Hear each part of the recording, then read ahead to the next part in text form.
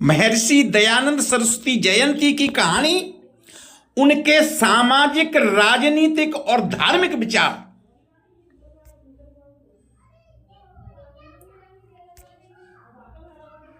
नमो राघवाय। गुरुर् ब्रह्मा गुरुर्विष्णु गुरुर्देवो महेश्वरा, गुरु श्री साक्षात परम ब्रह्म तस्मै श्री गुरुदेव नमः। भगवत प्रेमी भक्तजन, आज हम ऐसे व्यक्तित्व के बारे में, ऐसे महर्षि के बारे में, ऐसे समाज सेवी के बारे में बात करेंगे जिनके जीवन का हर सिद्धांत अपने जीवन में अनुसरण करने की हमें जरूरत है। महर्षि दयानंद सरस्वती जयंती के बारे में आज हम जानेंगे। कौन थे महर्षि दयानंद और उनके क्या जीवन के सिद्धांत थे, ये सब आज हम इस वीडियो में देखेंगे। महर्षि दयानंद सरस्वती जयंती और उनका योगदान, उनका महत्वपूर्ण व्यक्तित्व और आर्य समाज के मार्गदर्शक सिद्धांत के बारे में हम विस्तृत रूप से चर्चा करेंगे।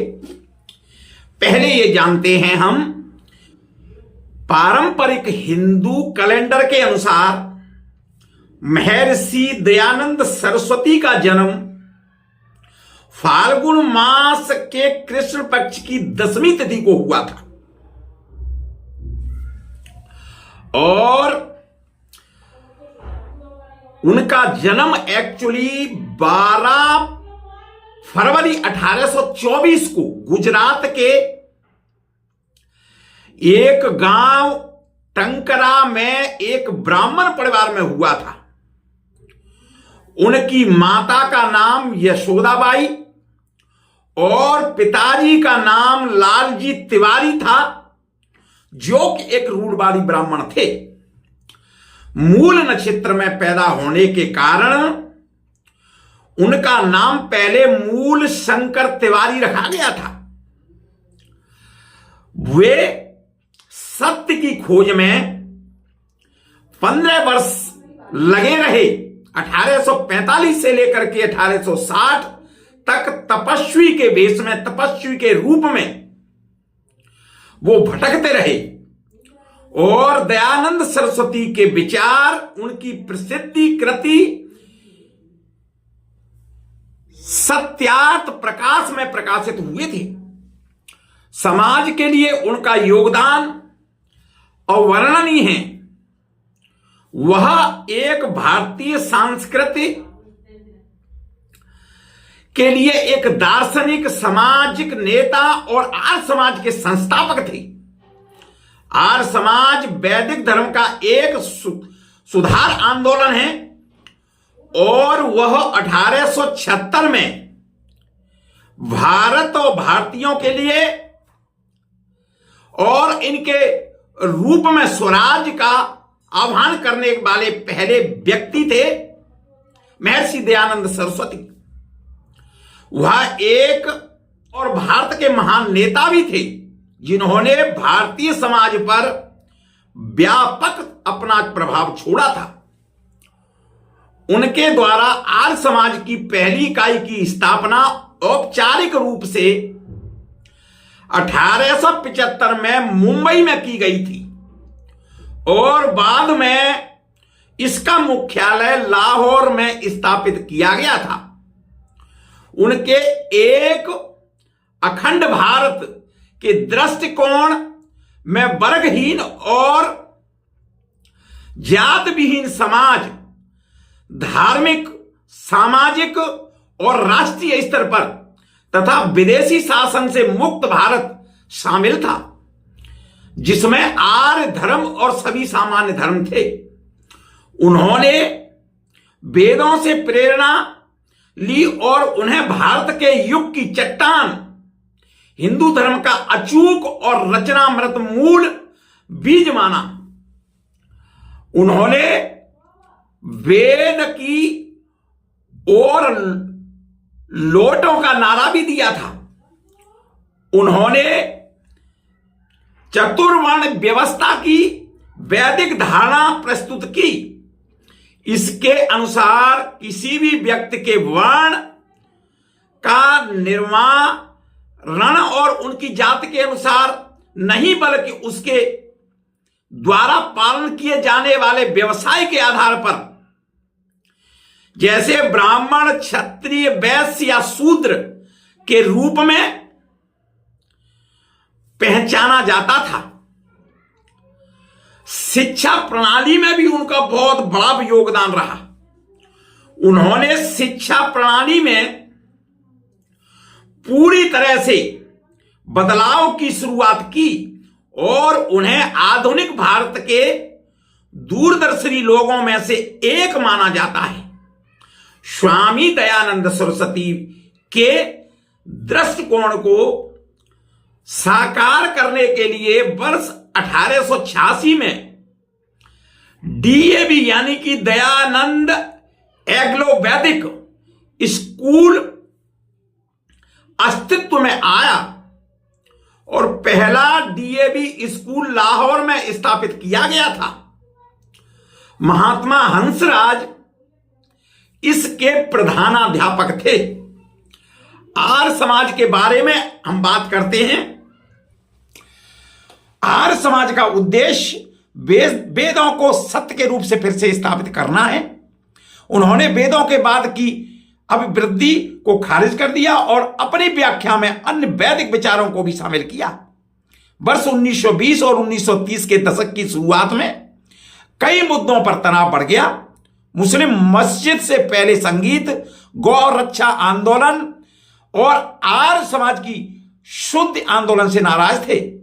आर्य समाज का प्रभाव पश्चिमी भारत और उत्तरी भारत में अधिक रहा।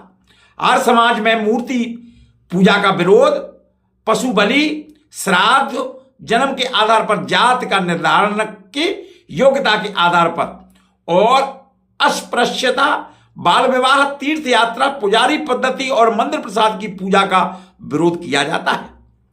यह वेदों की अचूकता, कर्म सिद्धांत और संसार यानी कि मृत्यु और पुनर्जन्म प्रक्रिया, गाय की पवित्रता, संस्कारों के महत्व की प्रभावशीलता को कायम रखता है तथा अग्नि के लिए वैदिक यज्ञों को प्रभावकारिता एवं सामाजिक सुधार के कार्यक्रमों की पुष्टि करता है। आर्य समाज द्वारा महिला शिक्षा के उत्थान के साथ ही अंतरजातीय विवाह को बढ़ावा देने की दिशा में कार्य किया गया। विधवाओं के लिए मिशन, अनाथालय व घरों का निर्माण और स्कूलों तथा कॉलेजों का एक नेटवर्क स्थापित किया और अकाल राहत चिकित्सा कार्य किए गए। और महर्षि दयानंद सरस्वती के धार्मिक विचार बहुत ही उत्तम थे। वेदों के सिद्धांतों पर आधारित थी उनकी विचारधारा। वेदों को अचूक और वैज्ञानिक सत्य मानते थे।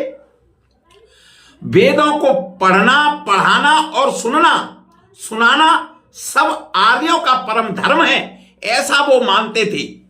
उन्होंने मूर्ति पूजा, बहुदेववाद, कर्मकांडीय प्रथाओं और ब्राह्मणवादी वर्ग के प्रभुत्व का विरोध किया था। उन्होंने जाति व्यवस्था की आलोचना की, लेकिन चतुर्वर्ण व्यवस्था का समर्थन किया। वे महिलाओं की मुक्ति और दलित वर्ग के उत्थान के लिए हमेशा खड़े रहते थे। उन्होंने इस्लाम और ईसाई धर्म का विरोध किया।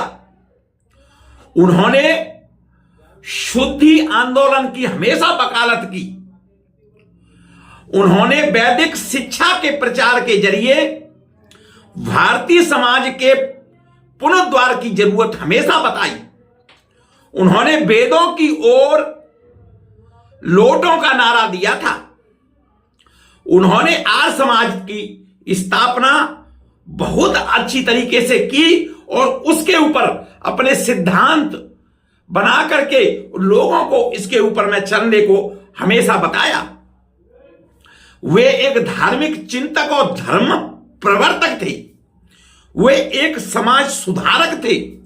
वे राष्ट्र और समाज को वेदों के आधार पर ज्योतिषमय बनाने में का हमेशा उन्होंने प्रयत्न किया। हमेशा वो इसी में लगे रहे। उन्होंने सत्यार्थ प्रकाश नाम का ग्रंथ लिखा था, जो कि बहुत प्रचलित है। स्वामी दयानंद सरस्वती जी का धार्मिक विचार था कि हमें अज्ञान को दूर करना चाहिए और ज्ञान का बढ़ावा देना चाहिए। ईश्वर समस्त सत्य ज्ञान से ज्ञात होने वाली सभी बातों का कारण हो, ऐसा वो कहते थे। सत्य को ग्रहण करने और असत्य को त्यागने के लिए सदैव वो तत्पर रहना चाहिए, ऐसे उनके विचार थे। स्वामी दयानंद सरस्वती राजनीतिक विचारों में लोकतंत्र का समर्थन करते थे और राजनीति में नैतिकता और देश की आजादी के लिए हमेशा लड़ने में शामिल रहे थे। वे भारत में ब्रिटिश शासक के हमेशा आलोचक रहे और उनके विचार बहुत ही उत्तम थे।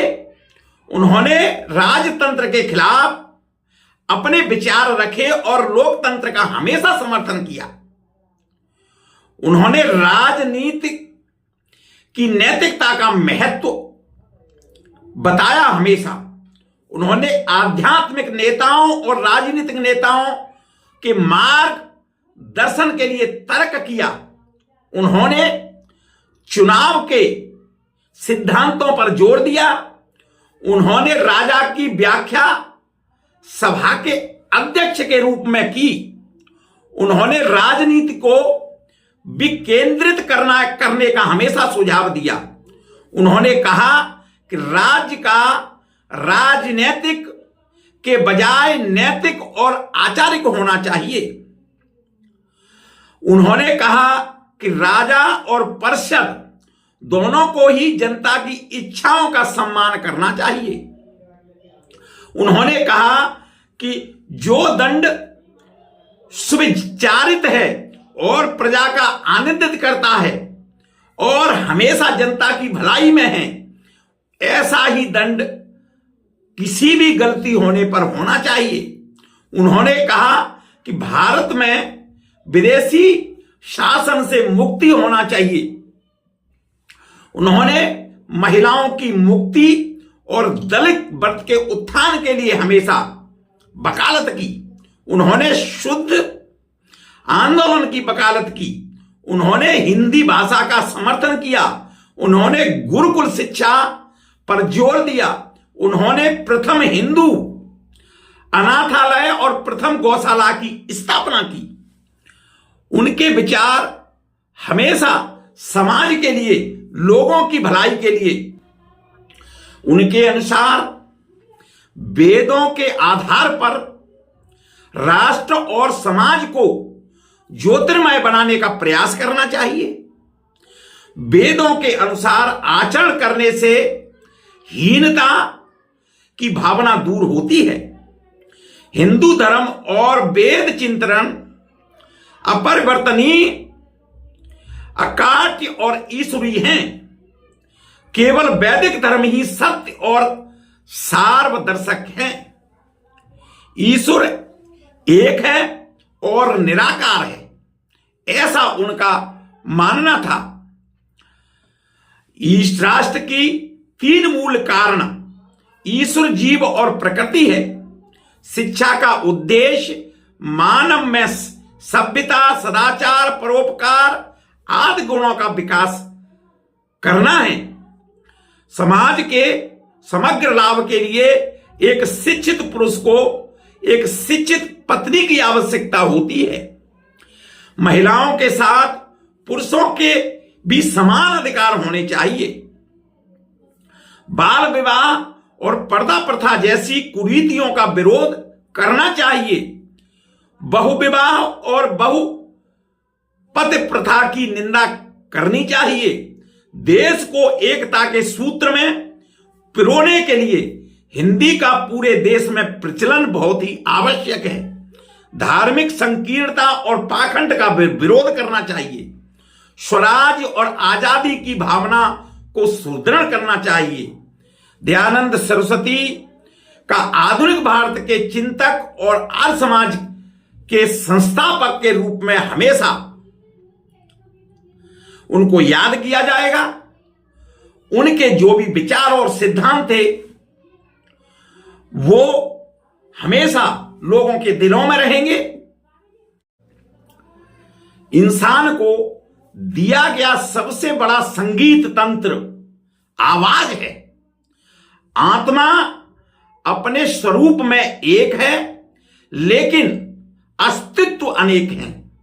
सबसे उच्च कोटि की सेवा ऐसे व्यक्ति की मदद करना है जो बदले में आपको धन्यवाद कहने में असमर्थ हो। भगवान का न कोई रूप है न कोई रंग है, वो सर्वव्याप्त है। नमो राघवाय। आपने जाना महर्षि दयानंद सरस्वती जयंती के बारे में। महर्षि दयानंद सरस्वती का सामाजिक, राजनीतिक और धार्मिक किस तरीके का उनका जीवन रहा, उनसे हमें प्रेरणा मिलती है कि हमें भी समाज के लिए जीना चाहिए और कुछ करना चाहिए। इस तरह की कथाएं